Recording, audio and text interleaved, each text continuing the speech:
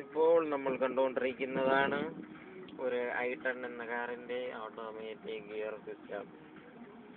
Automatic gear system വണ്ടി start ചെയ്യാനായി ആദ്യം നമ്മൾ ബ്രേക്ക് പ്രസ് ചെയ്ത് ഇതേപോലുള്ള പുറത്തോട്ടുള്ള ബട്ടൺ അകത്തോട്ട് അമർത്തി പതുക്കെ ന്യൂട്രലിൽ കൊണ്ടുവരണം.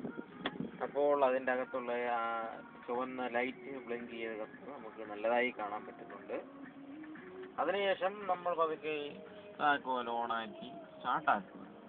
അപ്പോൾ ഞാൻ സ്റ്റാർട്ടാക്കുന്നില്ല.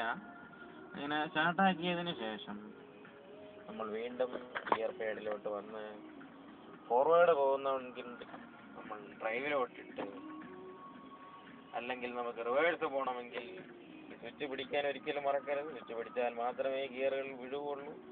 സ്വിച്ച് വീണ്ടും പിടിച്ച് നമ്മൾ റിവേഴ്സിലോട്ടിടണം. റിവേഴ്സ് പോകണമെങ്കിൽ മാത്രം നമ്മൾ അതിനുശേഷം വണ്ടി ഡ്രൈവ് ചെയ്യാനായിട്ട് വീണ്ടും ഡ്രൈവിൽ കൊണ്ടുവന്ന് ഓട്ടിച്ച് പോകണം. നല്ല കയറ്റമോ മറ്റോ ആണെന്നുണ്ടെങ്കിൽ ലോ റേഷ്യോ ഗിയർ ഷിഫ്റ്റിംഗിലായിട്ട് ഇടാനായിട്ടാണ് ഈ ലോ റേഷ്യോ ഇരിക്കുന്നത്. അതേപോലെ സെക്കൻഡ് എന്ന് പറഞ്ഞാൽ അല്പം കൂടി ലോ റേഷ്യോയ്ക്ക് അല്പം കൂടി മുകളിൽ ഒരു മീഡിയം രീതിയിലുള്ള കയറ്റമൊക്കെ കയറാൻ പറ്റുന്ന രീതിയിലുള്ള റേഷ്യോയാണ് ഈ 2 എന്ന ആ ഒരു റേഷ്യോ. അപ്പോൾ ഒരുവിധപ്പെട്ട കാര്യങ്ങളൊക്കെ മനസ്സിലായെന്ന് തോന്നുന്നു.